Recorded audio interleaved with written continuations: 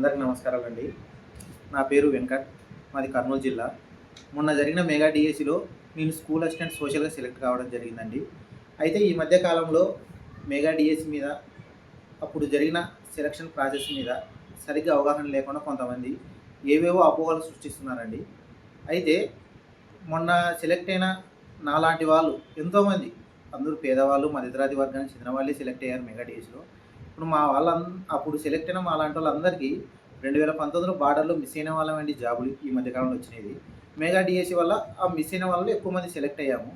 అయితే కొంతమంది ఈ రిజర్వేషన్ సిస్టమ్ అంటే సెలక్షన్ లిస్టు ప్రాసెస్ సరిగ్గా అర్థం కాక, ఈ హారిజాంటల్ పద్ధతి అంటే ఏందో తెలియక, సరిగ్గా అర్థం చేసుకోలేక కొంతమంది ఈ మధ్య బార్డర్‌లో పోయిన వాళ్ళకి బాధ ఉంటది. ఎందుకంటే 2019లో బార్డర్‌లో మిస్ అయినప్పుడు కూడా మేము చాలా బాధపడ్డాం.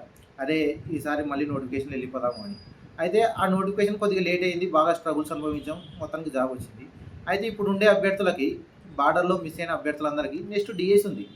అనవసరంగా కొంతమంది మాటలు నమ్మి మీరు శక్తి సామర్థ్యాలు తెలియ మీ శక్తి సామర్థ్యాల్ని ఉపయోగించుకొని కష్టపడి నెక్స్ట్ డీఎస్‌లో వెళ్ళిపోదామనే ఆలోచన లేకోకుండా కొంతమంది మాటలు నమ్మి మీరు అనవసరంగా టైం వేస్ట్ చేసుకుంటూ, హారిజాంటల్ రిజర్వేషన్ పద్ధతి మీకు తెలుసు, అర్థమైంది. అర్థమైనప్పటికీ కొంతమంది వ్యక్తుల వల్ల మనం వెళితే ఏదైనా ప్రయోజనం ఉంటాదేమో అనే ఉద్దేశంతో మీరు రాంగ్ గైడెన్స్‌గా వెళ్ళిపోతున్నారు. అది చాలా తప్పండి. అనవసరంగా మీరు ఇప్పుడు బార్డర్‌లో మిస్ అయిన వాళ్ళే నెక్స్ట్ డీఎస్‌లో టాప్ ర్యాంక్ వచ్చేది. ఇప్పుడు అలా మిస్ అయిన వాళ్ళే 2000 ఇప్పుడు వచ్చిన మెగా డీఎస్‌లో టాప్ వచ్చినవి. కాబట్టి మీరు అపోహలను ఏవి నమ్మొద్దండి.